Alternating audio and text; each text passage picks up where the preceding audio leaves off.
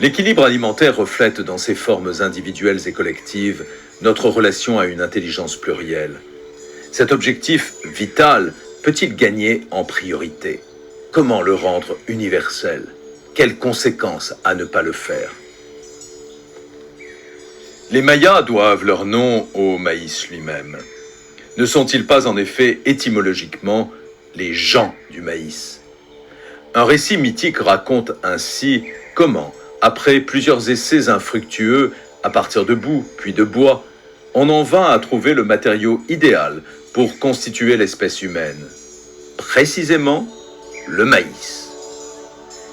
Quoi de plus naturel dès lors que sa divinité s'incarne sous des aspects variés, donnant écho au cycle de vie du maïs et à la prospérité qu'il offre à la communauté.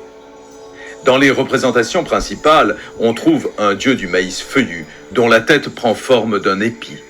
Ce qui amenait les familles de l'élite maya à déformer le crâne de leurs enfants afin de s'en rapprocher. Une seconde forme le représente sous un aspect tonsuré, celui-ci étant souvent surnommé premier père. Bien entendu, les Aztèques poursuivront la mise en valeur de cet élément central à leur alimentation, ainsi du dieu Chenteotl, représentant un jeune homme avec des épis de maïs poussant de sa tête, muni d'un sceptre aux oreilles d'épis verts.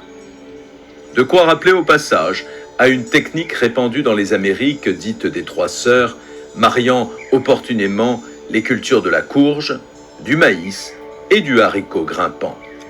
Technique qui parvient à fournir une couverture équilibrée des besoins alimentaires et que l'on retrouve dans certains mythes, que ce soit chez les Mayas, dans le Popol Vuh, livre sacré, ou chez les Iroquois.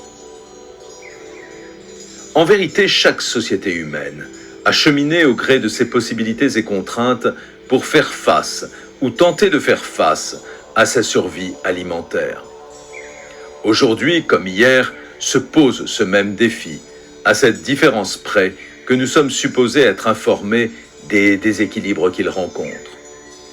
Des équilibres en quantité, des équilibres en qualité, ou des épisodes de famine côtoient la malnutrition, ou des techniques agricoles inadaptées à la santé, alors que la menace qui pèse sur les pollinisateurs ne cesse de crier son urgence.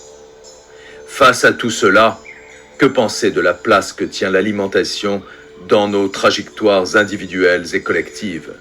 Que nous disent les cultures des réponses qu'elles y ont apportées de longue date? Et si l'on commençait par questionner notre indéfinition de l'alimentation?